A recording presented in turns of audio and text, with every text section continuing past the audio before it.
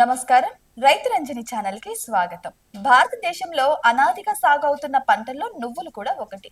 వీటిని సాంప్రదాయబద్ధంగా పండిస్తూ వాటి నుంచి మన ఆరోగ్యానికి ఎంతో మేలు చేసే స్వచ్ఛమైన నువ్వుల నూనెను కూడా తీస్తున్నారు మన రైతన్నలు. నువ్వుల సాగుకు తేలికపాటి నేలలు చాలా మంచివి. వానలు పడగానే దుక్కి దున్ని విత్తనాలు చల్లుతారు.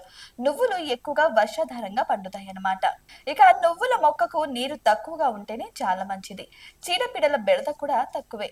పంట పండించడానికి పెద్దగా శ్రమ కూడా పడాల్సిన అవసరం అయితే ఉండదు. సుమారు 80 నుంచి 90 రోజుల్లో నువ్వుల పంట కోతకు వస్తుంది. కాయలు పండి మొక్కలు ఎండిపోయిన తర్వాత కోతకు వస్తారన్నమాట. పంట కోసిన తర్వాత మొక్కలను పొలంలోనే కొన్ని రోజులు ఆరబెడతారు. ఇక ఎండకు బాగా ఎండిపోతేనే కాయల్లోని గింజలు తేలికగా బయటపడతాయి అన్నమాట. ఇక చూసుకుంటే మొక్కలు బాగా ఎండిన తర్వాత కర్రలతో కొట్టి గింజలను వేరు చేస్తారు. ఆ తర్వాత గింజలను శుభ్రం చేస్తారన్నమాట. ఇలా సేకరించిన నువ్వుల గింజలను నూనె తీయడానికి సిద్ధం చేస్తారు. అయితే సాంప్రదాయ గానుగ పద్ధతిలో కూడా నూనెను తీస్తూ ఉంటారు. అయితే ఇక్కడ ఎటువంటి రసాయనాలు కలపకుండా స్వచ్ఛమైన నూనెను తీస్తూ ఉంటారన్నమాట. ఇక నువ్వుల గింజలను గానుగలో వేసి నెమ్మదిగా ఆడించడం వల్ల నూనె బయటకు వస్తుంది. ఈ ప్రక్రియలో వేడి చాలా తక్కువగా ఉత్పత్తి అవుతుంది. అందుకే నూనెలో పోషకాలు కూడా పాడవకుండా ఉంటాయి.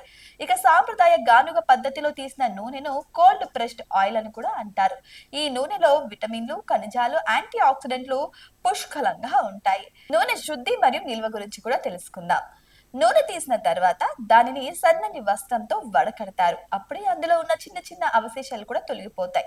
ఆ తర్వాత సీసాల్లో నింపి వినియోగదారులకు అందిస్తూ ఉంటారన్నమాట. ఇక చూసుకుంటే ఈ స్వచ్ఛమైన నువ్వుల నూనె వంటలకే కాదు ఆయుర్వేదంలో కూడా అంటే మర్దనాకు అనేక రకాల ఔషధాల తయారీలో కూడా ఉపయోగిస్తూ ఉంటారు ఈ నూనెని.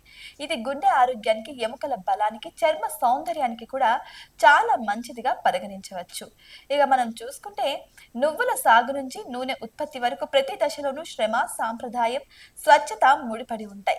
తరతరాలుగా వస్తున్న ఈ పద్ధతులను కాపాడుకుంటూ మన ఆరోగ్యానికి మేలు చేసే స్వచ్ఛమైన ఉత్పత్తులను అందించడం మన అందరికి కూడా బాధ్యత అని చెప్పొచ్చు. ఇక చివరిగా చూసుకుంటే నువ్వుల పంటని ఎంత సాంప్రదాయంగా పండిస్తారో ఆ నువ్వుల నుంచి నూనె తీయడం కూడా అంతే సాంప్రదాయంగా ఉంటుంది.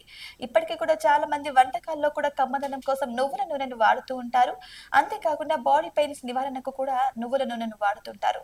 ఇలా ఆయుర్వేదంలో చాలా రకాల నువ్వుల నూనెలను కూడా వాడుతూ ఉంటారన్నమాట. సో నువ్వుల సాగు గురించి అనేది చాలా అరుదుగానే చెప్తూ ఉంటారు. ఈ రోజు విన్నారు కదా నువ్వుల సాగు గురించి, వాటి నుంచి నూనెని ఎలా తీస్తారు అన్న దాని గురించి. ఇటువంటి మరిన్ని అప్డేట్స్ కోసం మా ఛానల్ ని సబ్స్క్రైబ్ చేసుకోండి.